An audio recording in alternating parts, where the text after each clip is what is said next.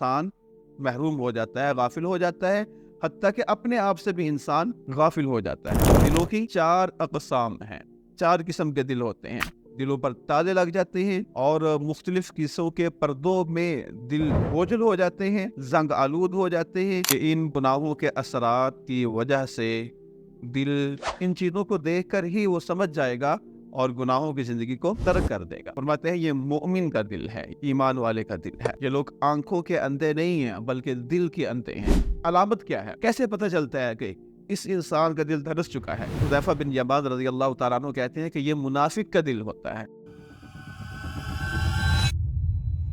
الحمدللہ رب العالمین والصلاة والسلام علی سید الانبیاء والمرسلین وعلی آلہ واصحابہ ومن تبعہم بإحسان الی یوم الدین، اما بعد۔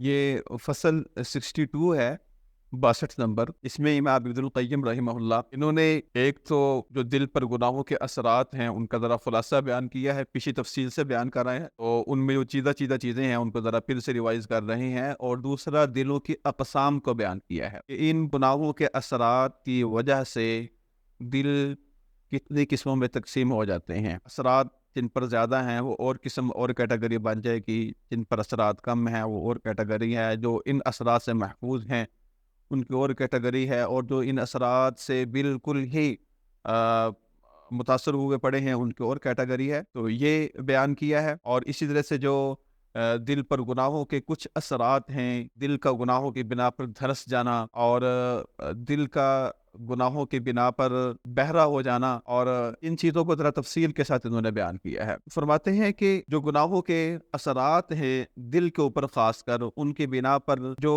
آنکھیں ہیں اور کان ہیں اور زبان ہیں، یہ اپنی قوت سے محروم ہو جاتی ہیں۔ آنکھیں دیکھنے سے محروم ہو جاتی ہیں، کان سننے سے محروم ہو جاتے ہیں، اور زبان بولنے سے محروم ہو جاتی ہے۔ تو مراد اس سے کیا ہے کہ ظاہری طور پر آنکھ دیکھ رہی ہے، کان سن رہا ہے اور زبان بول رہی ہے، لیکن حق بات بولنے سے زبان محروم ہو جاتی ہے، حق بات سننے سے کان محروم ہو جاتے ہیں، اور حق بات دیکھنے سے آنکھیں محروم ہو جاتی ہیں، پردے پڑ جاتے ہیں، دلوں پر تالے لگ جاتے ہیں، اور مختلف قسموں کے پردوں میں دل بوجھل ہو جاتے ہیں، زنگ آلود ہو جاتے ہیں، اور یہ جو گناہ ہے یہ انسان اور اس کے دل کے درمیان حائل ہو جاتے ہیں، اور انسان کا اپنے دل پر کنٹرول نہیں رہتا، انسان محروم ہو جاتا ہے، غافل ہو جاتا ہے، حتیٰ کہ اپنے آپ سے بھی انسان غافل ہو جاتا ہے۔ اور پھر اللہ رب العزت دلوں کی تطہیر اور صفائی وہ ترک کر دیتے ہیں۔ گناہوں کی بنا پر جو سینہ ہے یہ تنگ اور تاریک ہو جاتا ہے، اور دل مختلف قسم کی بیماریوں کے اندر مبتلا ہو جاتا ہے، حتیٰ کہ دل معکوس ہو جاتے ہیں، الٹ جاتے ہیں، ٹیڑھے ہو جاتے ہیں۔ تو یہ اختصار کے ساتھ یہ ساری چیزیں پیچھے بھی تفصیل سے بیان کر رہے ہیں۔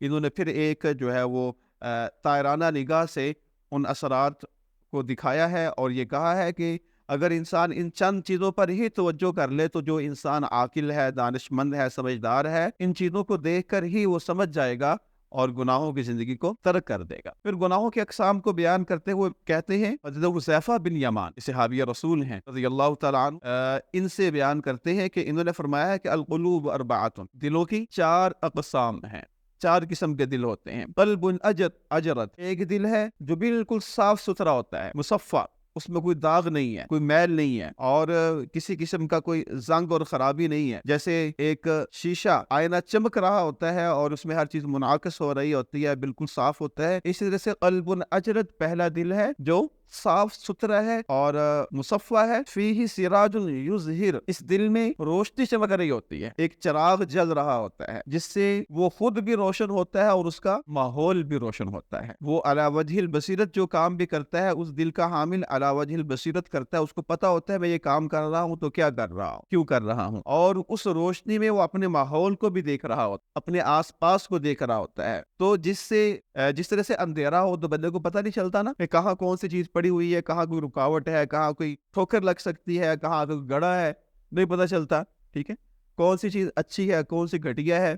آپ نے कोई फल फ्रूट खरीदना है, कोई चीज खरीदनी है, रोशनी होगी तो आपको क्लियर नजर आएगा कौन सी चीज निकम्मी है, कौन सी अच्छी है। और अंधेरा हो तो आपको किसी चीज का कोई पता नहीं चलेगा। तो जो साफ दिल होता है और उसमें रोशनी मौजूद होती है, नूर मौजूद होता है, सिराज चराग जल रहा होता है, वो उस रोशनी में उसका खुद का सीना भी रोशन होता है और उसका माहौल भी रोशन होता है और वो हर चीज को वो देख रहा होता है, उसको कोई धोखा नहीं दे सकता। वज़ालिका क़ल्बुल मुमिन, फरमाते हैं ये मोमिन का दिल है, ईमान वाले का दिल है। व क़ल्बुन अग़लफ़, और एक दिल वो होता है जो पर्दों के अंदर, ज़ाहिर है जब पर्दे पड़े हुए हैं तो कुछ नजर ही नहीं आएगा, ठीक है। आपकी आंखों के ऊपर पर्दे डाल दिए जाए, कुछ नजर आएगा? तो ऐसे ही दिल पर जब अगर उसके अंदर कोई रोशनी मौजूद भी है तो वो आगे नहीं निकल पा रही। तो क़ल्बुन अग़लफ़, ऐसा दिल जिस पर पर्दे पड़े हुए हैं। वज़ालिका क़ल्बुल काफ़िर, ये काफिर का दिल है। व क़ल्बुन मनकूसन, और एक वो दिल होता है जो टेढ़ा हो चुका हो, उल्टा हो जाता, उसको हर चीज उल्टी नजर आती है। व क़ल्बुन मनकूसन फ़ज़ालिका क़ल्बुल मुनाफ़िक़, हुज़ैफ़ा बिन यमान रज़ियल्लाहु तआला अन्हु कहते हैं कि ये मुनाफिक का दिल होता है, जो जिसको अल्लाह ताला उल्टा देते हैं। फायदे की जिसको नुकसान दे नजर आ रही होती है और नुकसान वाली चीज उसको फायदा मंद नजर आ रही होती है, ठीक है। तो ये किसका दिल है? मुनाफिक का। और चौथा दिल है व क़ल्बुन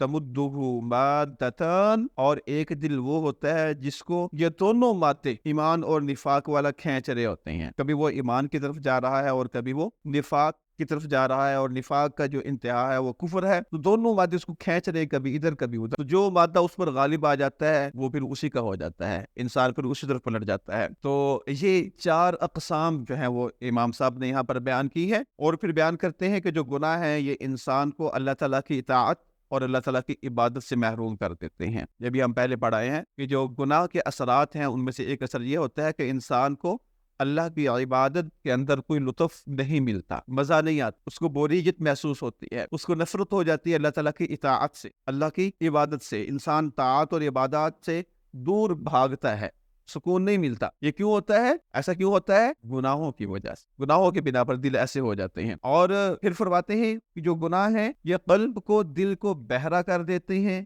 और वो हक बात सुनना गवारा नहीं करते, जुबान को गूंगा कर देते हैं। वो हक बात बयान करना और बोलना पसंद नहीं करता, बोल नहीं सकता, हक बात उसकी जुबान से निकलती नहीं है। और ये जो गुनाह है इंसान के दिल को अंधा बना देते हैं, वो हक बात को सुन नहीं सकता। जैसे कि कुरान में है फ़इन्नहा ला तामल अब्सार वलाकिन तामल क़ुलूबुल लती फ़िस सुदूर, ये लोग आंखों के अंधे नहीं हैं बल्कि दिल के अंधे हैं। ज़ाहिरन आपको नजर आ रहा है कि इनके पास बसारत मौजूद है, बेनाई मौजूद है, इनके पास आंखें मौजूद हैं, आंखों में नूर मौजूद है और वो हर चीज देख रही हैं। लेकिन हकीकत में जब दिल अंधा है तो फिर उसका असरात इस अंदाज पर इंसान पर मुरतब होते हैं कि उसको चीज नजर आ रही हो तो भी नजर नहीं आती। वो जो हक हो वो हक को देखने से महरूम हो जाता है और हक को सुनने से महरूम हो जाता है। अब देखें ना, अल्लाह के वसल्लम के दौर में जो बड़े बड़े समझदार किस्म के लोग थे, अबू लहब है, अबू जहल है, शैबा है, उतबा है, ये सरदार किस्म के लोग थे, बड़े समझदार और जीरक और दाना लोग थे, दुनियावी मामलात में बड़ी दानाई और कारोबार और बिजनेस और बाकी मामलात में।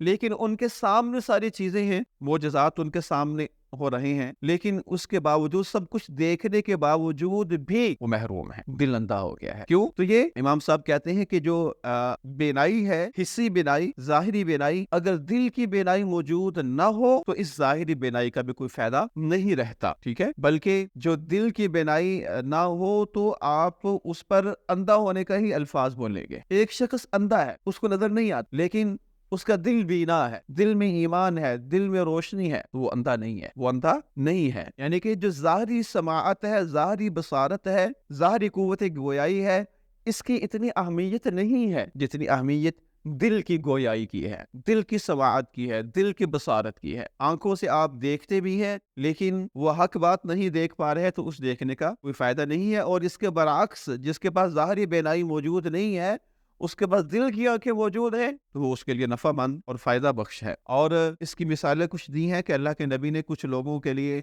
यानी कि जो असल चीज है, ज़ाहिरी चीज मौजूद होने के बावजूद, कहा कि इसके पास वो चीज नहीं है क्योंकि जो इसके मुकाबले में बातिनी चीज थी वो उसके पास मौजूद नहीं है।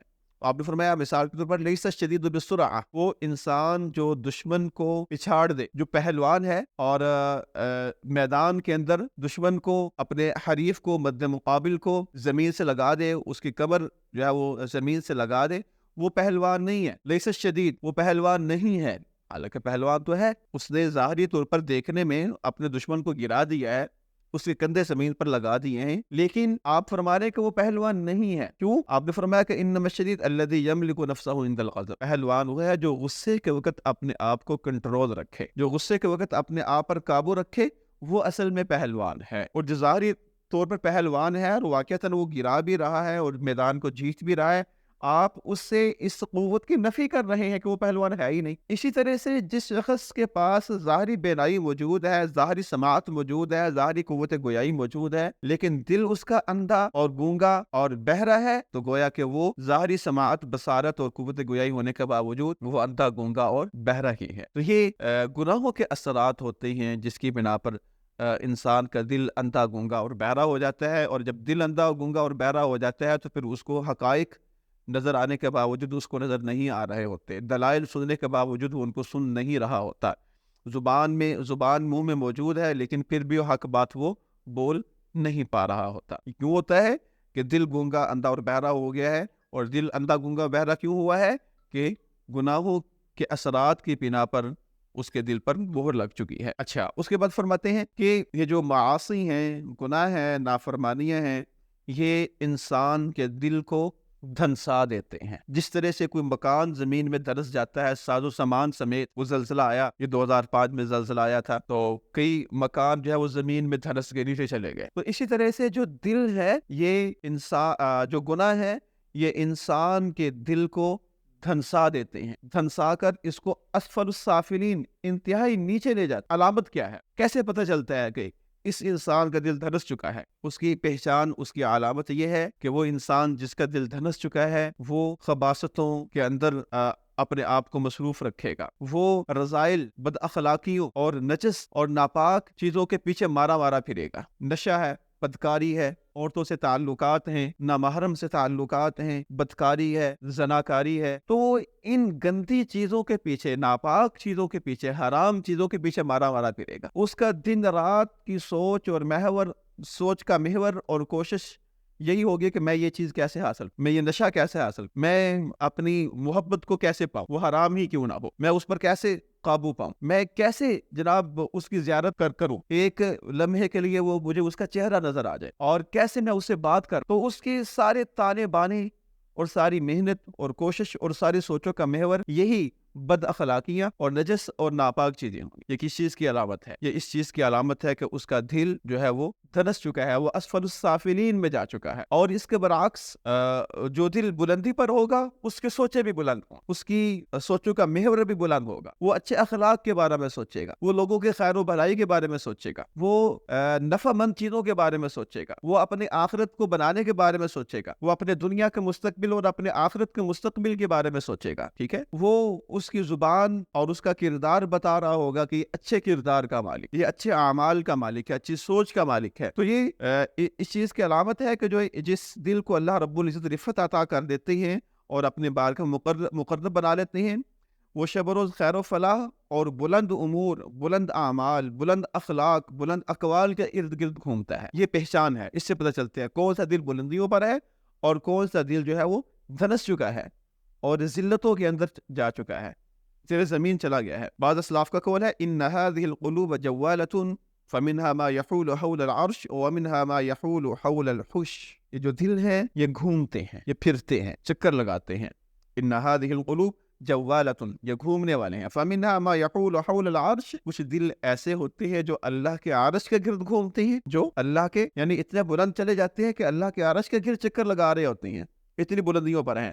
وَمِنْهَا مَا يَحُولُ حَوْلَ الْحُشِّ، اور کچھ دل ایسے ہوتے ہیں جو غلاظتوں کے ارد گرد گھومتے ہیں، گندگیوں کے ارد گرد گھومتے. تو یہ جو دل ہے یہ گناہوں کے اثرات کی بنا پر ان کا فرق اور ڈفرینس ہوتا ہے. کچھ دل بلندیوں پر ہیں، بلند اخلاق، بلند اعمال، بلند اقوال، اللہ کا ذکر اور قرآن و حدیث کی باتیں، لوگوں کی خیر بھلائی اور فلاح کی باتیں. ٹھیک ہے، اور کچھ جو ہے وہ غلاظتوں اور گندگیوں اور پستیوں کے گرد گھومتے ہیں. اچھا، پھر فرماتے ہیں کہ جو دل ہے یہ مسخ بھی ہو جاتے ہیں، دھنس جاتے ہیں گناہوں کی بنا پر، اور بعض اوقات گناہوں کی وجہ سے دل مسخ ہو جاتے، ان کے حیت تبدیل ہو جاتی ہے، چینج ہو جاتی ہے. جس طرح صورتیں مسخ ہو جاتی ہیں ایسے ہی دل بھی مسخ ہو جایا کرتے ہیں. اور پھر یہ حیوانی شکل اختیار کر لیتے ہیں۔ اللہ رب العزت نے انسان کو فی احسن تقویم سب سے خوبصورت شکل میں پیدا کیا ہے، اور گناہوں کے اثرات کی بنا پر جو دل ہے مسخ ہو جاتے ہیں اور حیوانی شکل اختیار کر لیتے ہیں۔ اور یہ جو حیوانی شکل ہے یہ ان اعمال کے مطابق ہے کہ کس طرح کی عادات اس نے اپنائی ہیں، کس طرح کے گناہوں کا ارتکاب کیا ہے، کس طرح کی طبیعت اس نے بنا لی ہے، تو اس طرح کے جانور کے مشابہ اس کا دل ہو جاتا ہے۔ کچھ دل خنزیر کے شکل کے بن جاتے ہیں، کچھ دل کتے کے شکل کے بن جاتے ہیں، کچھ لومڑی کے شکل کے بن جاتے ہیں، کچھ گدھے کی طرح کے بن جاتے ہیں۔ حضرت سفیان بن عیینہ رضی اللہ تعالیٰ رحمہ اللہ فرماتی ہیں کہ جو قرآن پاک کی آیت ہے نا، وَمَا مِن دَابَّةٍ فِي الْأَرْضِ إِلَّا عَلَى اللَّهِ رِزْقُهَا يَعْلَمُ مُسْتَقَرَّهَا وَمُسْتَوْدَعَهَا، کہ کوئی بھی زمین میں جانور نہیں ہے، وَلَا طَائِرٌ يَطِيرُ بِجَنَاحَيْهِ، اور نہ کوئی پرندہ جو اپنے پروں سے تیرتا ہو، إِلَّا أُمَمٌ أَمْثَالُكُمْ، مگر وہ تمہاری طرح امتیں ہیں، تمہاری طرح کی امتیں ہیں۔ اس کی تفسیر میں سفیان بن عیینہ کہتے ہیں کہ کچھ جو دل ہیں وہ درندوں کے اخلاق اختیار کر لیتے ہیں، بعض کتوں کے، بعض گدھوں کی طرح کے بن جاتے ہیں، اور کچھ ایسے ہوتے ہیں جو ظاہری لباس کے اندر ایک مور کی شکل اختیار کر لیتے ہیں۔ تو یہ مطلب ہے کہ جس طرح کے انسان کا کردار ہوتا ہے، اعمال ہوتے ہیں، اس طرح کہ وہ شکل اور صورت اختیار کر لیتے ہیں۔ اور اللہ رب العزت نے بھی ایسے انسانوں کو اعمال کی بنیاد پر کسی کو گدھے سے تشبیہ دی ہے، کسی کو کتے سے تشبیہ دی ہے، اور کسی کو کسی جانور سے تشبیہ دی ہے، کسی کو کسی جانور سے تشبیہ دی ہے۔